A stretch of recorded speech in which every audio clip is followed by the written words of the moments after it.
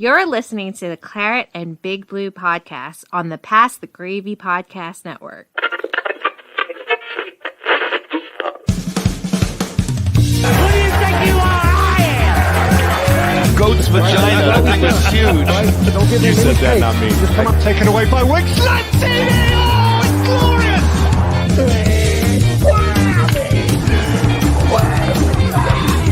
Play action. Over the middle. Touchdown, Giants. Give me a hell yeah.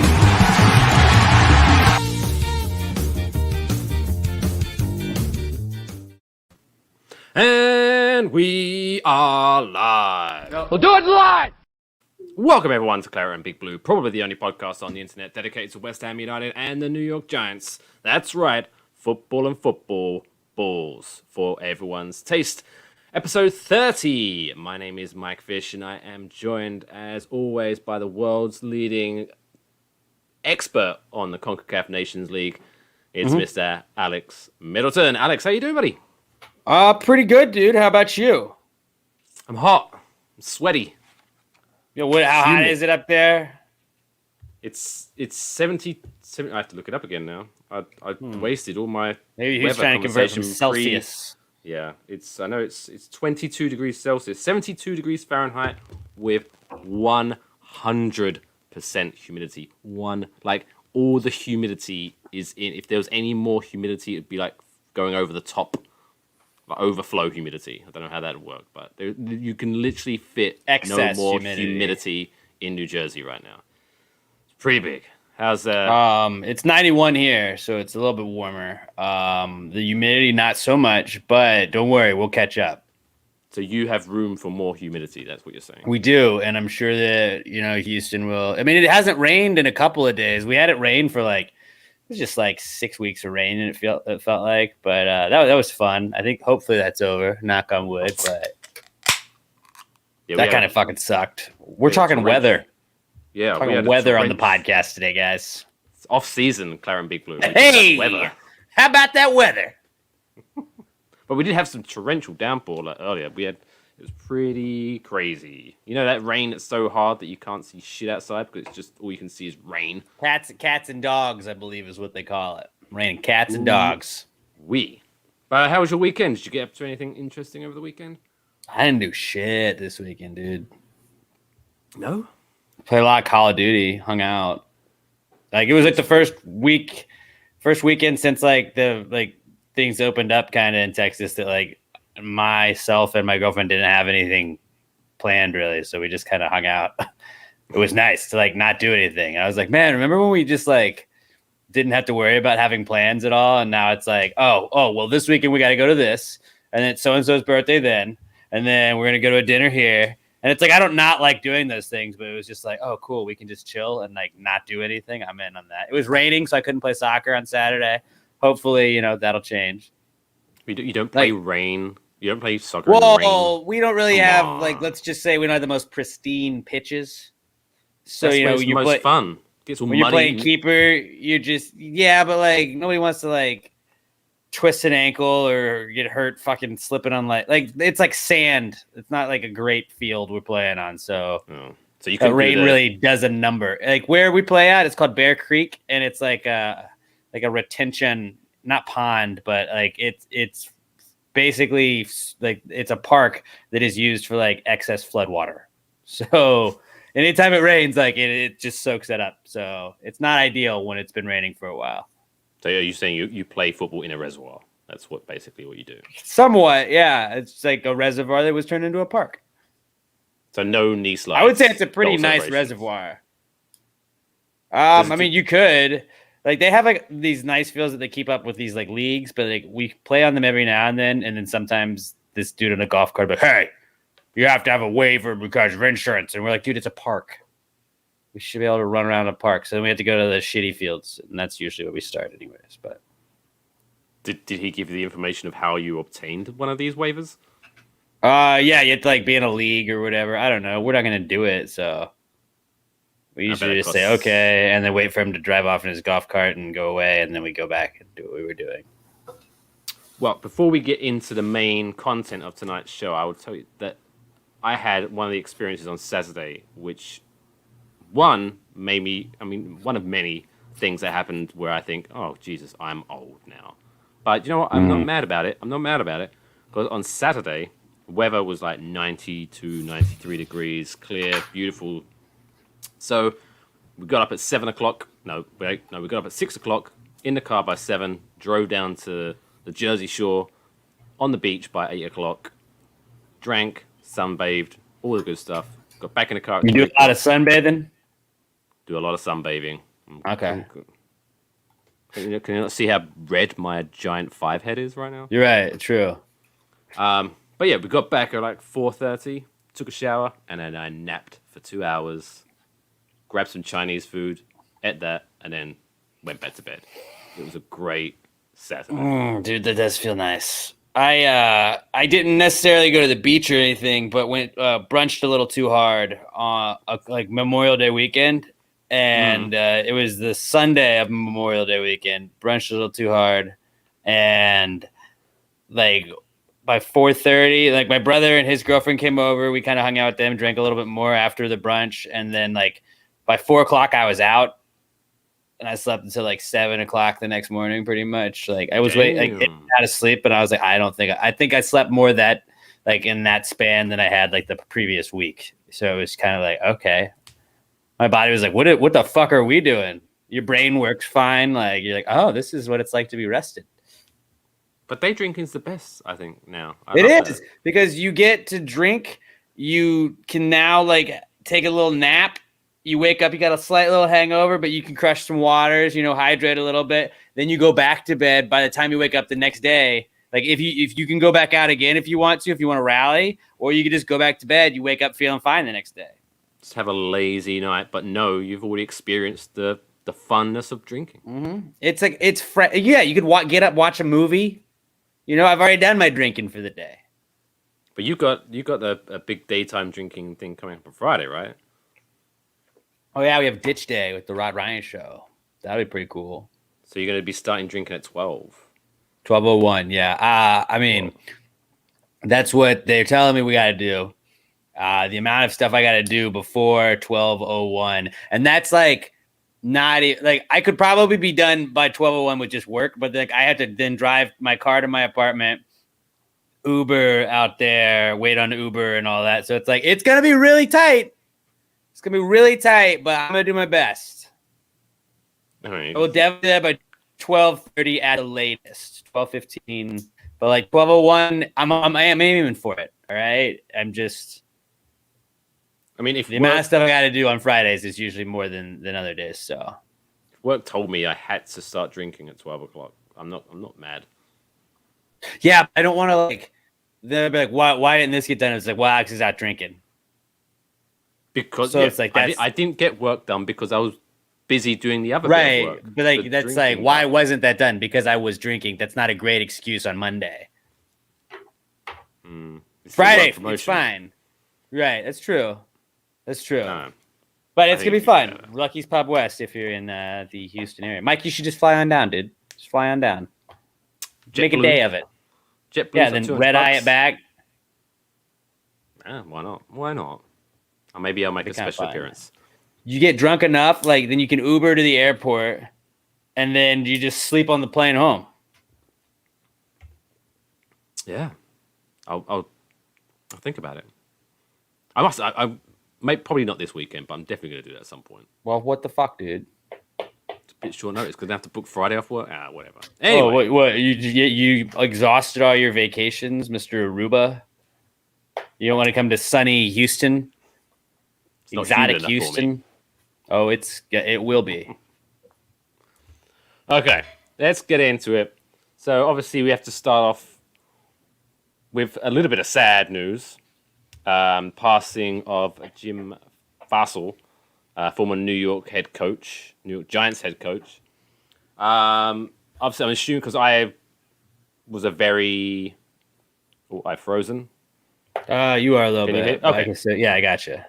So I pretty much only came in really to the Giants like 10 or so years ago, but obviously I know of some of the history, so I'm assuming you lived a little bit more through it than I did. But obviously the man, I was looking up because I knew of him, but I was kind of obviously doing a bit of research on him, and I didn't realize how pretty much of a legend that man is. Because obviously looking back, he had what was it, 1997 season, which termed from worst to first, where the Giants. Yeah, he was coach of the year. They lost to the Vikings in the wild card round, but they had it was the Vikings had to recover an onside kick and get a turnover as well. But he's not as well known because he came after Bill Parcells a little ways, and then he was before.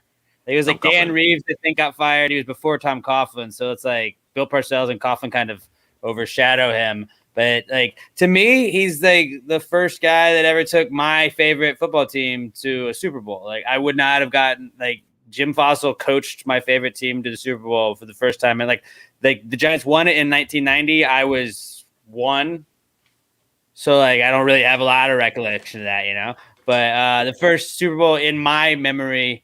It was Jim Fassel that coached the team up that way. So that was really cool. He helped fix Tiki Barber's fumbling problem. Fuck Tiki Barber now, but then I liked Tiki Barber a lot.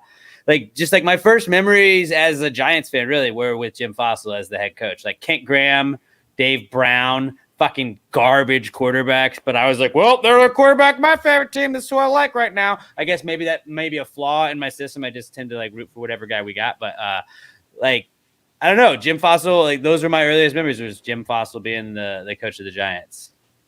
Yeah, I mean, looking back in the past 60 years, the only head coaches that had a better win percentage than he did are Tom Coughlin and Bill Parcells. So I mean, because they had winning records. I mean, he was I think he was 57, 54, and 2 or whatever. Yeah, I think he was so he wasn't great, 5-2-2.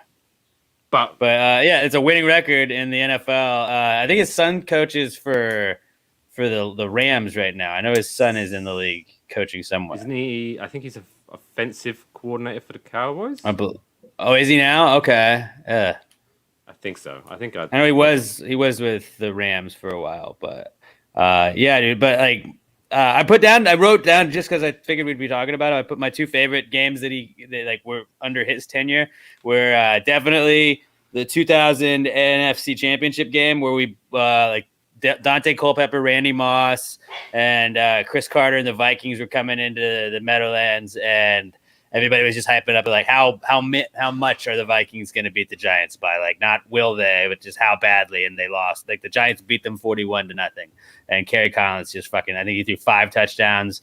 That was one of the best Giants games I ever watched.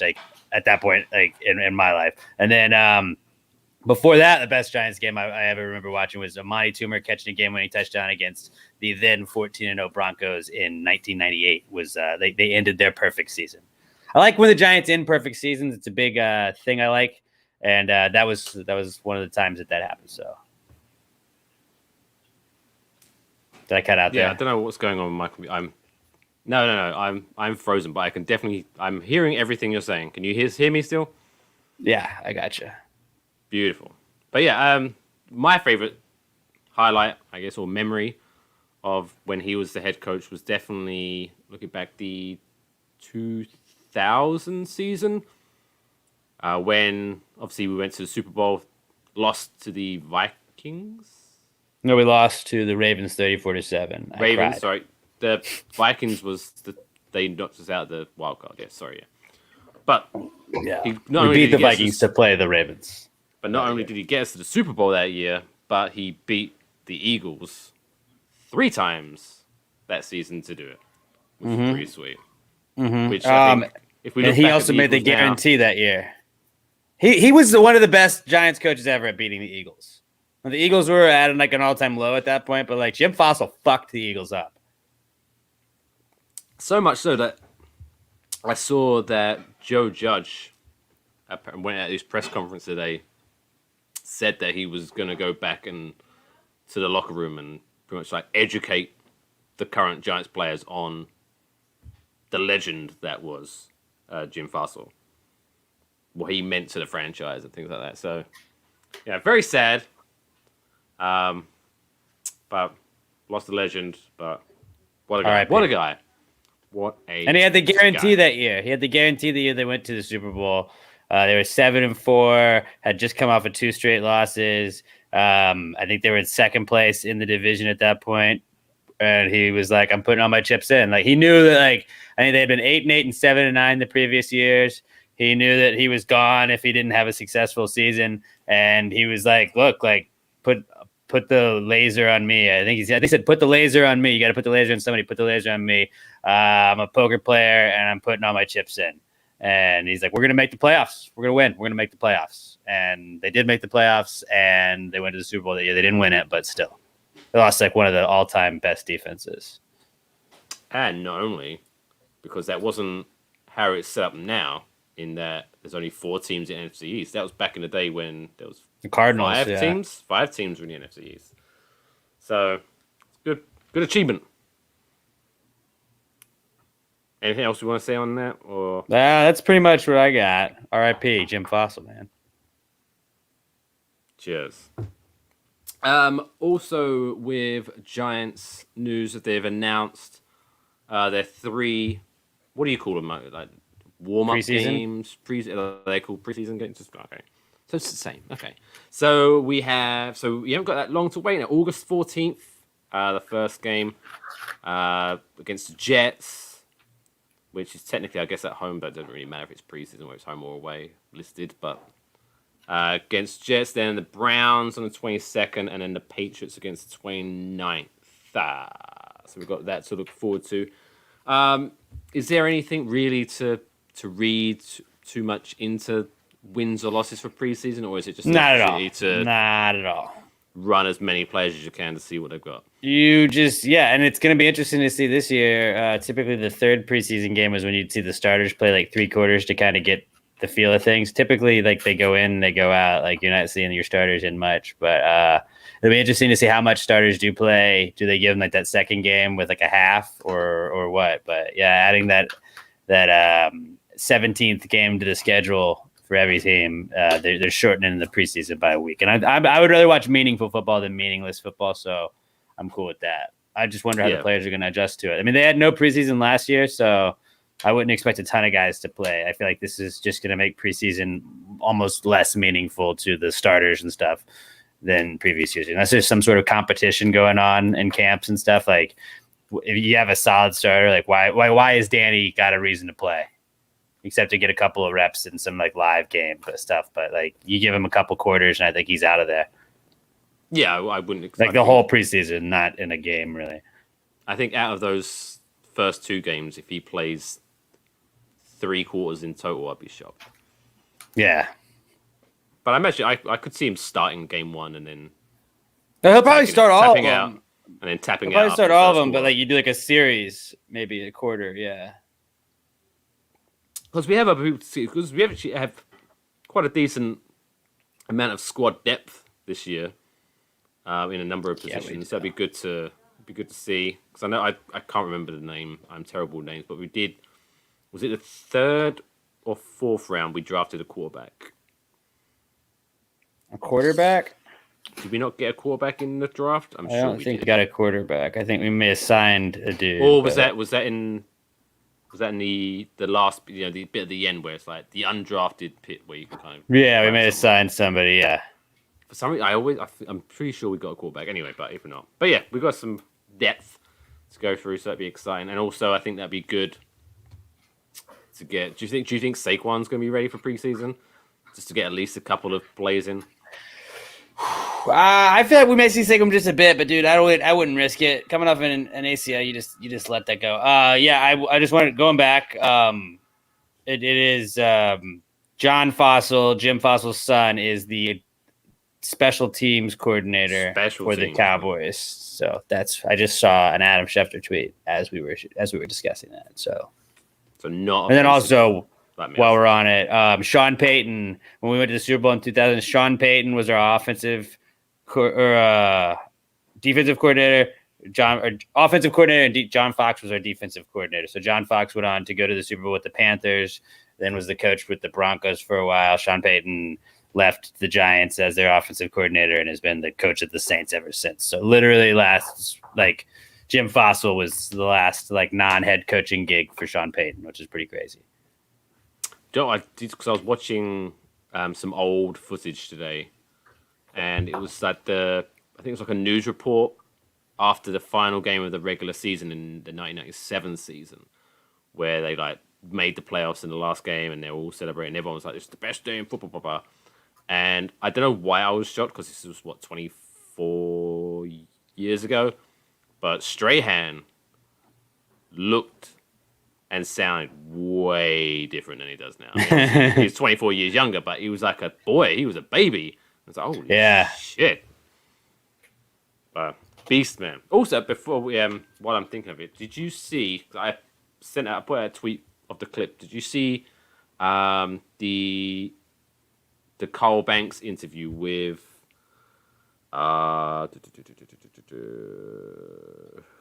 want to get this right so I can promote them. The Giants, NY Giants Rush, the Giants guys. Did you see that? I did not see it. But Carl Banks, so it's an hour-long interview. Definitely check it out. But there was one bit about how people, especially fans, hold on to numbers. Like, this is this number, this is this guy's number, blah, blah, blah. And so he was like saying he didn't really care about numbers. Like, so I think he was 53 in college. And so when he got called up, when he got drafted to the Giants, he was talking to, I can't remember the player's name, but he had the 53 number. He was like, oh, you're 53 in college? I'll sell you my number, 53, for $30,000. And Carl Banks was like, no, I'm good, thanks. And he just went to the guy who hands equipment out manager. Equipment manager, yeah. And he was just like, hand me a jersey. And whatever number it is, that's going to be my number. And he said, it's 58. Perfect. 58's my number. And then the guy we drafted this year, again, you're going to have to be there for names. Aziz Ojulari. No, I can't remember who it was, but he got given number 58 this year, and I can't remember his name. But anyway, he was saying that I saw on social media, everyone's like losing their minds, saying, you can't have 58, that's Carl Banks' number, blah, blah, blah. And he was like, that ain't my fucking number. That's anyone's number, I don't give a shit. Antonio Pierce was 58, yeah. But he was just like, I don't give a shit about my number. Have it. People are like going nuts. But he seems like a really funny guy. Mr. Carl Banks. Another legend. But he did say that oh my god, the Giants player, he wrestled at WrestleMania. Lawrence Taylor. He did say Lawrence Taylor definitely has a claim to his number. No one should have Lawrence Taylor's number. That's true. Unless they ask, but yeah. And Eli now.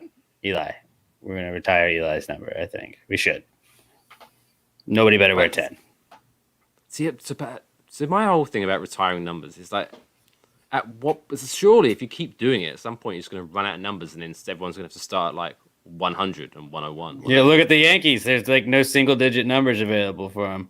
I think maybe one is actually like the number one, but I think like Eli's the best quarterback in team history.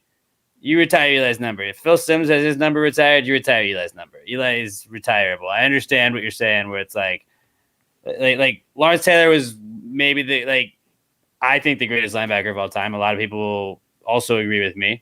When you're in that kind of discussion, yeah, your number should be retired, in my opinion. Just if you're what Eli did to the franchise, like for the franchise, like Eli earned it. But it's like, is there going to be like a time frame on like when you retire it? Because what if? I'd love this to happen, but what if? Never mind. That doesn't make sense. Never mind. I was going to say, we retire it, but then, this quarterback's way better. Maybe we should unretire that number and give it to him. Well, they do that. Des Bryant wore Michael Irvin's number, and now what's his face? The other fuckface on the Cowboys. He's got 88 also. Wait, so they CeeDee Lamb. They've unretired numbers. The Ring of Honor, it's like 88, and then he was like, Des Bryant was like, hey, can I wear 88? And Michael Irvin said that was cool, and then he did, and then CeeDee Lamb, I think, is 88 now. Oh, but the guy whose shirt number was retired gave them permission to do it. I believe so. Oh, okay. I guess that's different then, I guess. Good fit, but there's Bryant. Why would you unretire your shirt for him? I don't know. They thought it was going to be really good. Maybe one day. Let's talk about a little bit of West Ham, unless there's anything that's popped in your head about That's all Giants. I got, Giants. Was it 96 days left till the regular season kicks off or something? Yeah, we had media day this week, and it's just kind of cool seeing the names are thrown out there. It's like, yeah, that's a pretty solid defense. Pictures of our defense look pretty scary, so I'm feeling pretty stoked about this season. Was it when Kenny G got asked about Daniel Jones? He was like, "That's my boy." Yeah, and then Daniel was absolutely fucking slinging it at their little, is it OTAs or whatever it is, their little practices they're doing now and some drills. And Galladay was just, he is as advertised. Stay healthy, and we're fucking shit up this year, guys. The only thing coming out of those that needs to be addressed is Tony's cleats. Apparently, he can't find one that's fit, so he was falling all over the place. Apparently, he gets to leave early. But he can also throw the ball really far too. I saw him throw the ball. I saw that video where he yards. So where he caught the ball and then turned around and slinged it back. Like, whew. I would say that like a wide receiver screen pass is possible this year. Oh yeah, keep an eye out. Can you put money on that? Like saying, "Hey, I'm going to bet Kadarius Toney is going to throw a touchdown pass." I would like to look for that. Yeah, like over under one, like half a touchdown pass from Kadarius Toney this year. I'd take the over on it just to fucking see whatever the payout. The payout has to be pretty great. Yeah, that's going to be worth $10-$20 on that show. I'm gonna write that down to see if I can find out. Gravy gambles. All right. Right, West Ham, some West Ham news. So we've actually got before the window. I think the window officially opens in 34 minutes, if I'm correct. Oh, nice. Transfer window where we have signed Pierre-Emerick from Chelsea, 19-year-old. French. He can play. Pierre. I was assuming he might be French. Ooh la la, he is French, indeed. Is Aubameyang French? Aubameyang. Oh, I believe he was, but did he not switch allegiances? Look it up. Google it. But yeah, so he plays like in a holding midfield role. He can play centre back. Apparently he's pretty good. But what? What? Oh, okay. He was born in France. Yeah, that's what. He is a Gabonese. Oh, he plays. I don't know what Gabonese. Is that a country? It's a country in Africa. Ah, I didn't know that. Gabon, Gabon. Gabon. His name is Pierre-Emerick Emiliano Francois Aubameyang. And I was like, there's no way that guy's not French. His name is Francois. Francois. He's got Francois in his name, and he has 47 names. Like, okay. He's born in France, but yeah, I guess he, just for national purposes, he plays for Gabon. Yeah. You'd think he'd be able to crack the French squad. Yeah, you'd like to think so.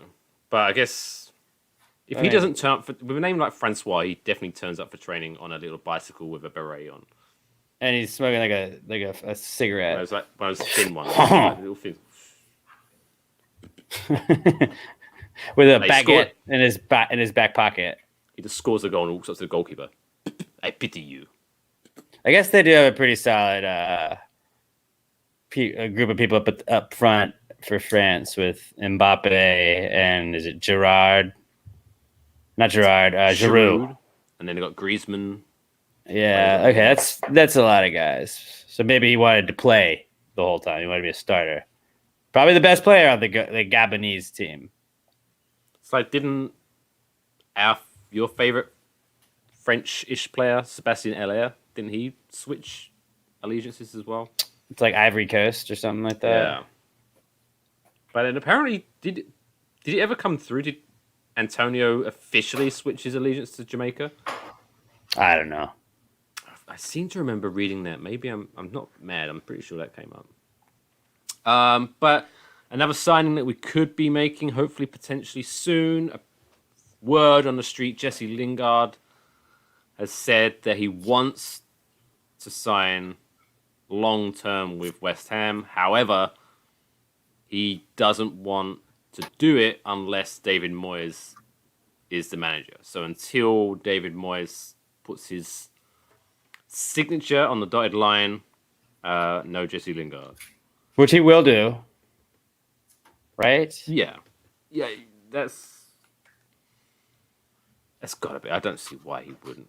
But unless the two Davids, the Dildo Brothers, as they're affectionately known, don't offer him something, because I think he definitely needs money to spend in the summer, and if they're not going to offer it to him, but I think that he's definitely earned some money to spend over summer, because they're going to get an extra 30 million from the Europa League. So I'm hoping it's just because all I've heard is I think it was 10 days ago, or no, it's June 1st, where I saw it's signed, but they were going to announce it later this week, and then nothing happened. So I'm like, we shall see. But hopefully. I'm not seeing you look like you're Antonio. Googling something. Yeah, I'm not seeing Antonio on the Jamaican squad, but I don't know if he... I don't know. He may be. I mean, I'm no expert on a Jamaican national team, but... As soon as he's up there. Yeah, I imagine if he's available, they're going to pick him up. But, seems like a solid play on their part. But Jamaica, well known for... Is everything okay over there? Yeah. That's meh. Oh, no, my girlfriend's printing something. You're good. Is it super loud? No, but... No, it's not bad. Is that printer from the 80s?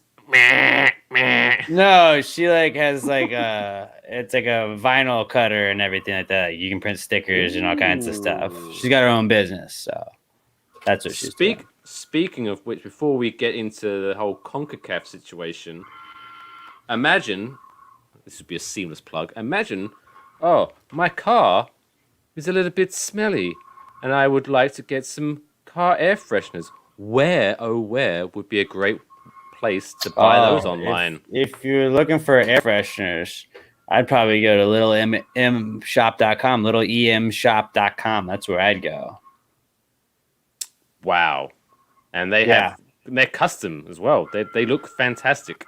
They are pretty great. And best in the biz. They start from as little as $2-3. Ridiculous price for 3 months worth of fresh smell. Fresh smell. Yeah. You can't put a price on 3 months of nice smelling car, but $3. But if you had to, it's under $3.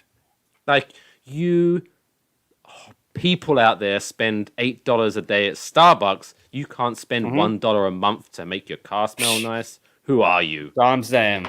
Shame on you. Gotta just shame people to go to littlemshop.com. Do it now. They also got keychains and stuff there too. Keychains and stickers. So go check them out. littleemshop.com. Boom. Also, while we're promoting stuff, why not? Make sure you go to merch.cbbpod.com, where you can still pick up the very popular Viva la Dimes shirt, especially as we're working up to the main season. The Dimes Revolution is beginning. And who is he going to throw to? Obviously, Kenny G, which we didn't have anything for because someone beat us to it, which would have been a really good t-shirt. So instead, we went for My Little Tony. Also a great t-shirt. So go to merch.cbbpod.com. If you're not a Giant fan and you're a West Ham fan, no problem. Pow. Show your love for Ben Rama and the Under Volcanoes. Merch.cbbpod.com. So, you, Alex Middleton, are wearing with pride that USA shirt. Yeah, I am, buddy. Did Team USA, the men's national team, did they accomplish anything recently? The world's national team. Yeah, they won the CONCACAF Nations League, so we're pretty much the best team in the world. Which, when you text beat that Mexico, to me, no big deal, our rival. When you text that to me, and I was about to argue, that why USA weren't better than the European elite, but Well, then they are. But then They you are. came back with a pretty watertight argument, which was like France have never won the CONCACAF Nation League, Germany have never won it, Brazil haven't won it, England certainly haven't won it. I mean, Makes you think. Who's the real hero here? You know, who's really the good team? Without those trophies in your case, how can you say, yeah, a World Cup is nice, cool, a couple World Cups, wow, Brazil. How many CONCACAF Nations League championships do you have?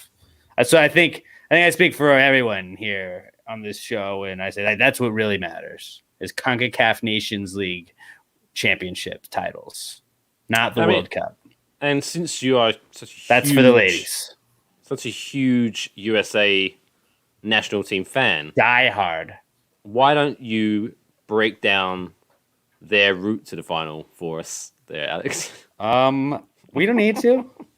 We don't need to. They did what they had to do, and I was proud of the boys. They went out there and they played well. And I knew like 7 of the players, so that was cool. We went to like 2 goalies. Pulisic, Reggie Cannon, DeAndre Yedlin, Tyler Adams, Weston McKenna? Weston McKinney? One of those.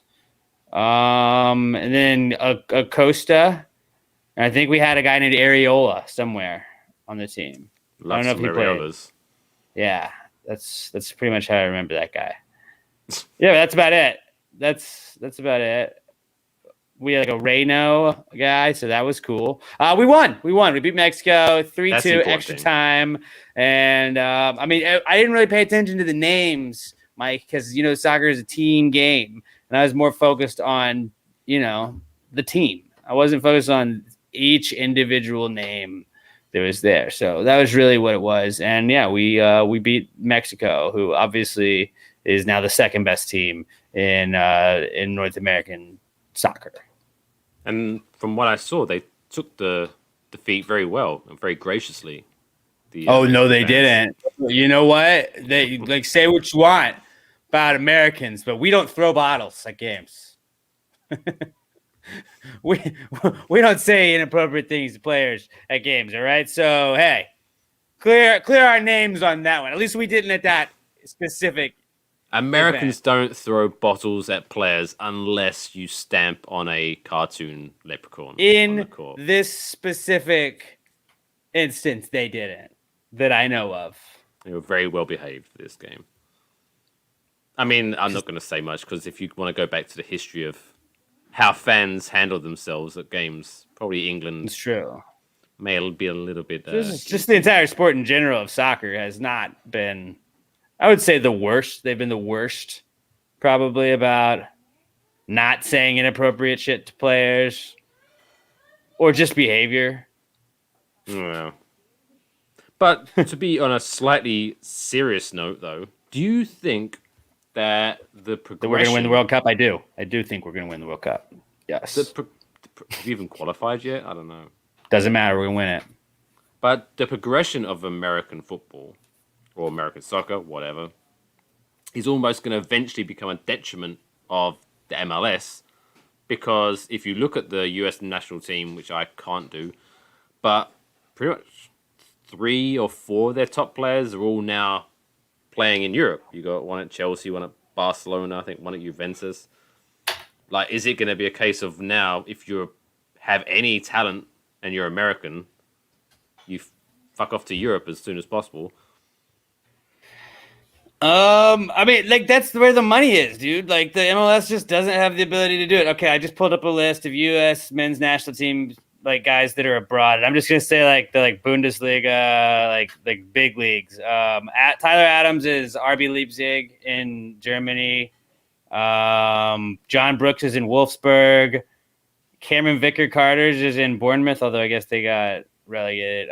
Conrad de la Fuente is Barcelona's, or that's the B squad. Never mind. Sergio Dest is on the Barcelona squad though.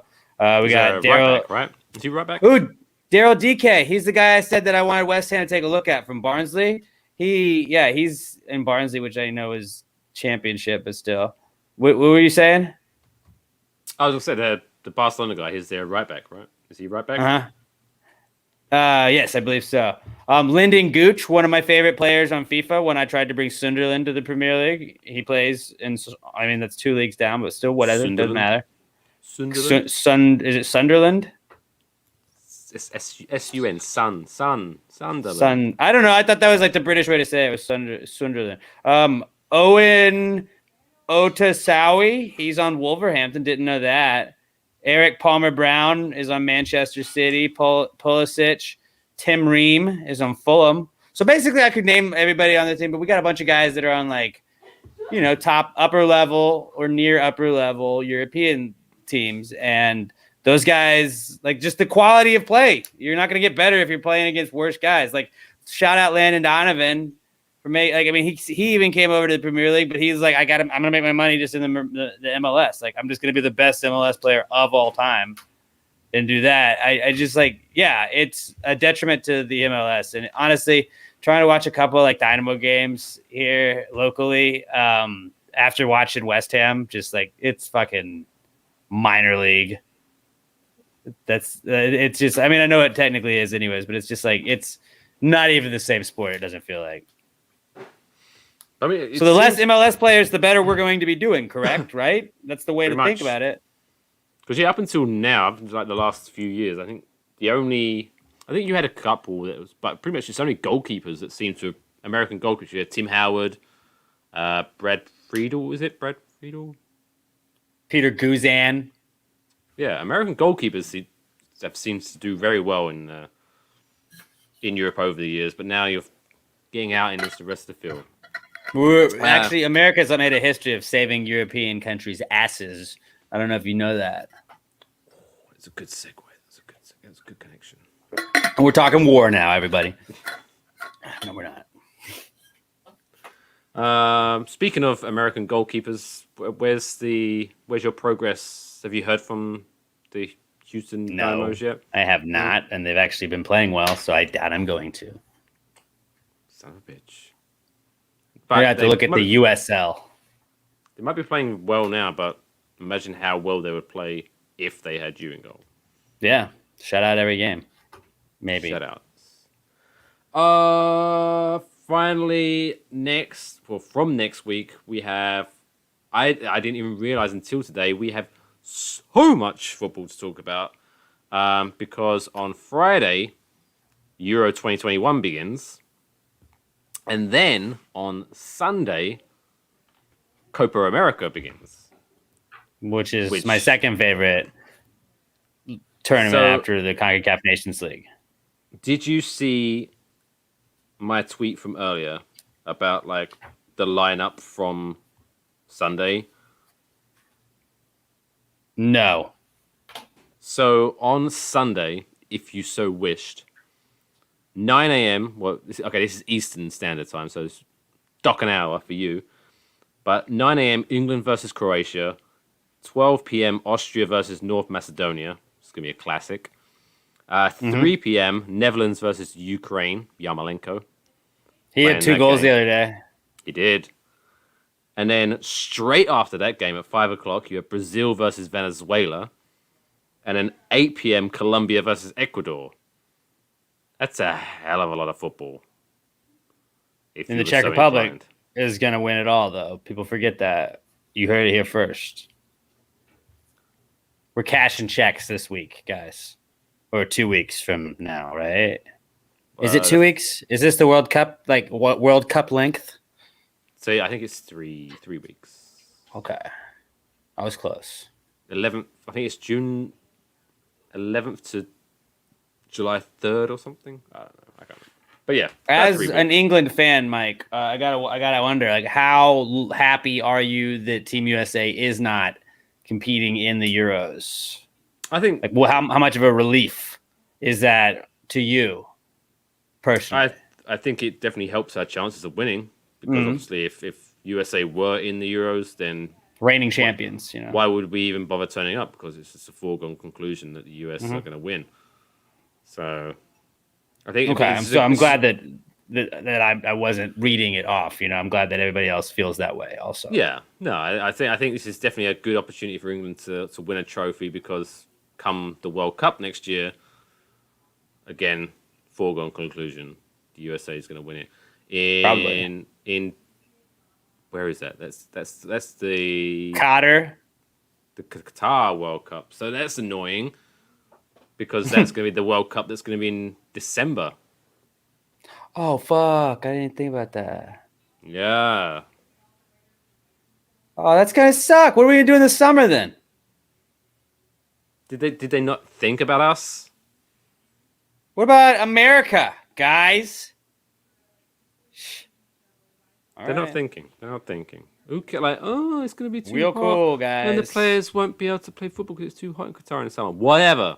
And you know what? I'm gonna take a stand by boycotting the games now, but only the games that I don't watch, which may or may not be all of them. But we're gonna have a hard stance. Might be. We at Claret and Big Blue are gonna officially boycott the boring games. Boycotting all of the games we don't watch. Yeah. It wasn't because we didn't watch them. It was just because we were boycotting them. Yeah, it wasn't not because we were busy with other stuff or forgot to watch them. It's a hard stance. We boycott that game. So if you'd like to join, let's all band together, guys. We'll start a movement. Boycott the games you forget to watch. Mm-hmm. Stand together. On that note, I finished my beer. I finished mine as well. Is anything else you want to discuss before we wrap this up and look forward to our international flavor episodes next week? Because we're never going to talk about Copa America. I'm just going to bet a lot, man. If you want to follow me on Twitter, I guess I'm at Alex J. Middleton, but I also have my podcast, Pass the Gravy. We have like a gambling Twitter that just every day we tweet out our picks for the day. That's all it is. Like, we're not saying we're good at it. We're not saying we're bad at it. We're just saying this is what I'm betting. If you'd like to tail that, then go ahead. If you want to follow some of the Euro picks, we'll be doing at Gravy Gambles. That's all it is. And I am at Mr. Mike Fish. You can follow the show on Twitter, Facebook, and Instagram at CBB Pod. Other podcasts that we do tomorrow, new episode of Pass the Gravy. Any spoilers or inside knowledge that what you're talking about tomorrow? Well, we will be recording on 6-9 Day, so happy 69 to everybody. I feel like we should have to wait till we can start at 6-9-420. So like we may need to delay our recording regardless, but I think that might only be funny to the three of us. But yeah, I don't know. We'll talk about the USFL is rebooting. They're bringing that back. We'll talk about that a little bit, and then we'll answer your questions, tell you what's not cool for the weekend. I'm going to try and come up with some crazy inventions. And then obviously on my other one, I've got another episode of Waffle Box. Nice. Coming tomorrow. I don't know what Kush is going to speak about, but I saw there's a chicken nugget that sold for nearly $100,000, which I have something to talk about. That. And also, I don't know if you saw this about a woman had her wallet returned to her after she lost it 46 years ago. Wow. That's pretty crazy. There's more to that story, which I'm obviously going to go into, but I want to give a little bit, leave the people wanting more. Nice tease. Waffle Box. Follow that at Waffle Box Pod, POD, and obviously you're at Pass the Gravy, POD, on Twitter, and all the good stuff. Join us next week live Tuesday at 6 p.m. Eastern on YouTube, Facebook, and Twitch, where we are again talking about international football. That's about it, really, I think. That's all it is, yeah. We're good. Until next week, obviously, don't forget... Seahorses forever. And we'll see you next Tuesday.